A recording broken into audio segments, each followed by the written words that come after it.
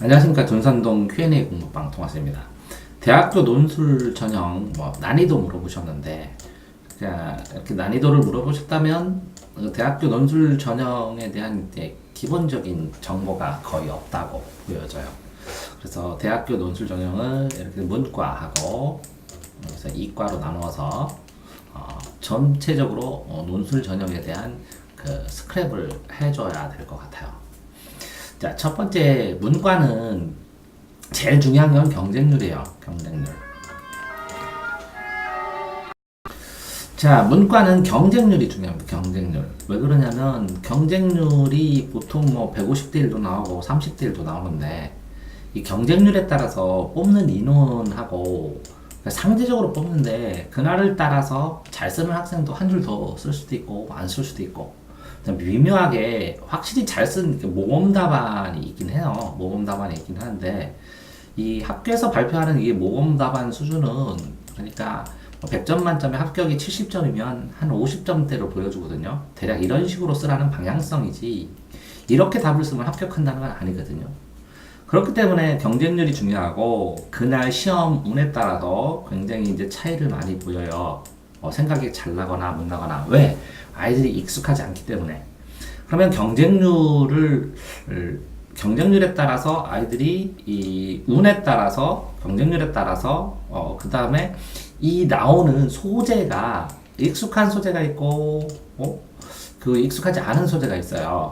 그런 걸 어떤 소재가 뜨느냐에 따라서 또 아이들이 이제 점수의 변별력 차이가 굉장히 많이 나요.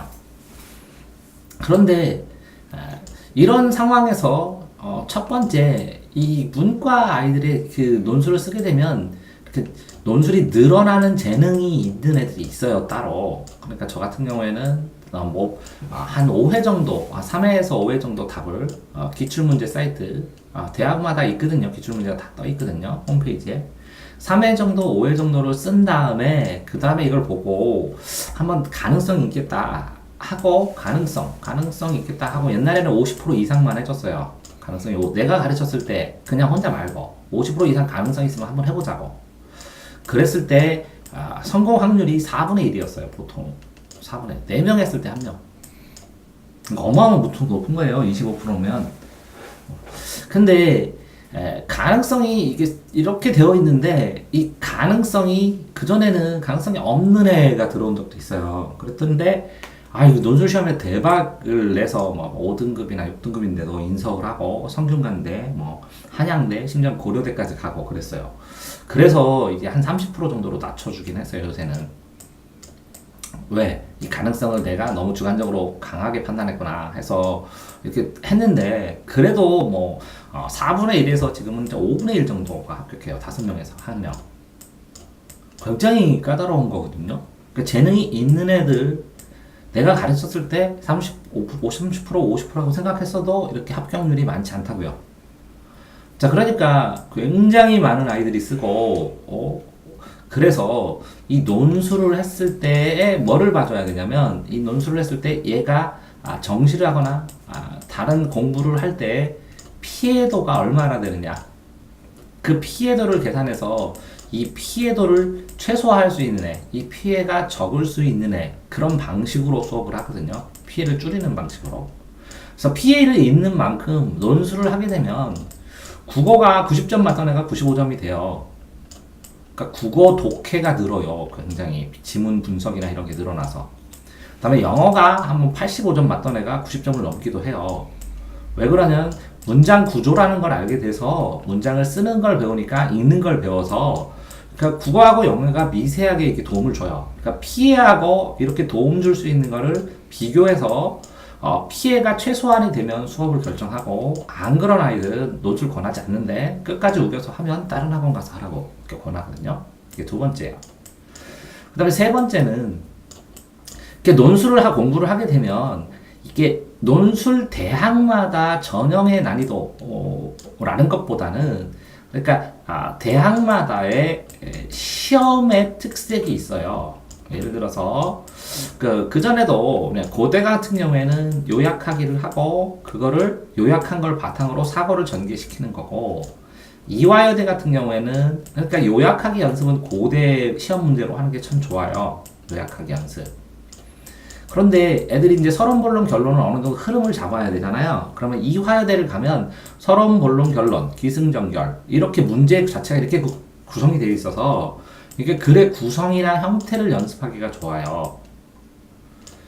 자, 그 다음에 뭐 연대 논술 문제를 봤을 때는 이게 통합적 사고를 하기가 좋아요. 통합적 사고 생각들을.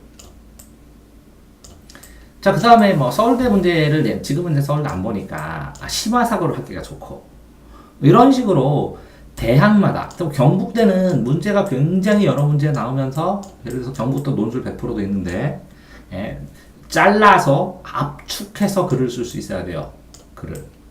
그럼 글을 압축해서 마치 시처럼 꼭 필요한 단어를 딱딱 논리적으로 압축해서 표현하는 게 필요해요. 글을 이해해서 정확한 정답을 쓰면 끝나는 것도 있지만 근데 이런 것처럼 대학마다 이 출제되는 스타일이 조금씩 다르고 답안을 구성할 때 요령이 조금씩 다르지만 근데 이 출제되는 스타일이나 요령도 결국은 이 글쓰기의 바탕 그러니까 논술을 어떤 식으로 이해하고 논술이 뭐냐 하는 논술을 이해하고 그 논술 이게 글쓰기가 아니거든요. 논술은 글짓기가 아니에요. 글짓기 잘하면 문창과 애들이 다 서울대 가게요. 글짓기가 아니에요. 그러니까 이거는 어떻게 보면 비문학 글을 본인이 쓴다. 이렇게 생각을 하시는 게 제일 편하거든요. 이 비문학 글을 쓰는 기본적인 능력이 있으면 이 출제 요령 서너 번, 한 대여섯 번 출제, 기출 문제를 다 풀어서 그 대학에 쓰는 방식을 익히면 끝나요. 근데 이렇게 비문학 글짓기가 아니기 때문에 이 논술을 쓰는 자신만의 어투, 말투 이런 거를 정착을 시켜서 이거를 교정시켜서 비문학을 만들고 기출 문제를 연습한 다음에 이제 서술형 답안지를 아주 길게 쓴다고 생각하면 맞거든요. 그러니까 서술형이 주관적인 논리가 들어가는 게 아니잖아요. 그러니까 주관적인 논리든 어떤 것이든 그걸 객관적으로 비교하면서 쓸 수 있는 객관적인 시선으로 사람들에게 찬바를 다 살피면서 그 기준들을 비교하면서 써주는 거거든요. 그렇기 때문에 이게 모범 답안이 명확하게 존재를 해요. 답안지로. 모범 답안이 명확하게 존재를 하고 채점 기준을 만들 때도 이 모범 답안에 필요한 단어들, 이 단어가 들어갔으면 감점을 하지 말라고 하는 감점형으로 채점하는 게 대부분이거든요. 그렇기 때문에 연습을 할 때 논술 자체를 문과 논술을 벼출을 어떻게 쓰느냐를 배우는 거는 한 8번 정도 똑똑한 애는 한 4번 정도만 배우면 끝이에요.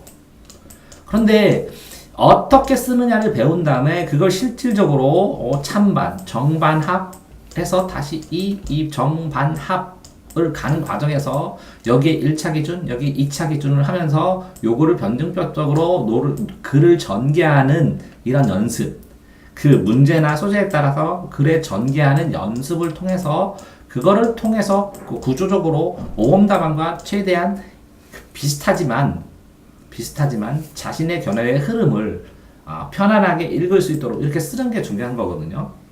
그러니까 인서울 주요 대학 어떤 대학 걸로 어떤 대학을 연구하던 거점 국립대학을 어떤 거를 연구하던 똑같고요. 그렇죠?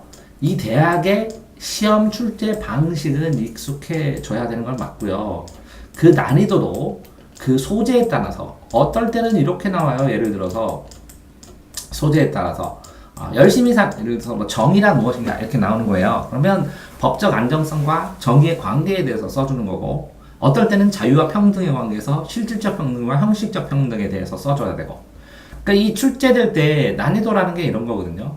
문과에서는 여기서 사회문화에서 이해하실지 모르겠지만 여기에 기능론이 있고 여기 갈등론이 있으면 자 기능론 지문을 2개 주고 갈등론 지문을 2개 줘요. 그러면 기능론과 갈등론이 섞여 있는 사례를 줘요. 그런 다음에 이 사례를 기능론 측면에서 갈등론 측면에서 이렇게 분석해내고 기능론과 갈등론을 어떻게 너는 적절하게 조화시켜서 할 수 있는지 그 기준들이 뭐고 왜 그런 가치인지 그래서 이 사안을 어떤 시각으로 봐야 좋은지를 자기가 쓰는 거거든요. 근데 학교에서는 이 기능론, 갈등론 펴만 가르치지 이 두 개의 관계를 안 가르치거든요. 이 관계에 대해서 본인이 연구하고 생각을 해보니까 실제적으로 사회문화나 윤리와 사상이나 이런 걸 배웠던 단순한 표에서 배웠던 것을 심화해서 생각해 봤느냐라고 물어보는 거예요. 그렇기 때문에 자신의 나름대로 생각을 하면서 그 생각에서 찬반을 이렇게 말하면서 논리적으로 말하고, 논리적이란 것은 근거를 대가면서 말할 수 있는 그런 아이들은 잘 쓰게 되는데, 생각이란 걸 안 해본 아이들은 쓸 수가 없다는 거죠. 이게 이제 문과 논술이면, 이과 논술은 또 달라요. 이과 논술은 수학과 과학을 충실히 공부한 다음에 이 수학과 과학에 대한 본고사를 본다고 생각하시는 게 맞아요. 그러니까 무슨 얘기냐면, 여기는 생각이란 걸 전개를 하지만, 여기는 뭐라고요? 어떤 사례에 대해서 근거나 논리를 심화 수업을 하고 심화 공부를 했느냐를 물어보는 거랑 마찬가지예요. 그런데 이 이과 논술의 장점은 뭐냐면 경쟁률이 1대 3이에요. 어떨 때는 실질 경쟁률이. 여기는 뭐래요? 최소 1대 30이라고 봐야 돼요. 왜? 여기는 아무나 다 달려들어요. 근데 여기는 뭐라고요? 이과 논술은 진짜 잘하는 애들만 달려들어요. 그렇기 때문에 기회가 정말 좋아요. 기본적인 실력이 있다면. 그렇기 때문에 1대 3이기 때문에 이게 최저등급만 맞추면 그냥 논술을 쓰기만 했는데도 붙는 경우도 되게 많거든요. 근데 여기서도 이 논술을 할 때 논술 100%도 있고요.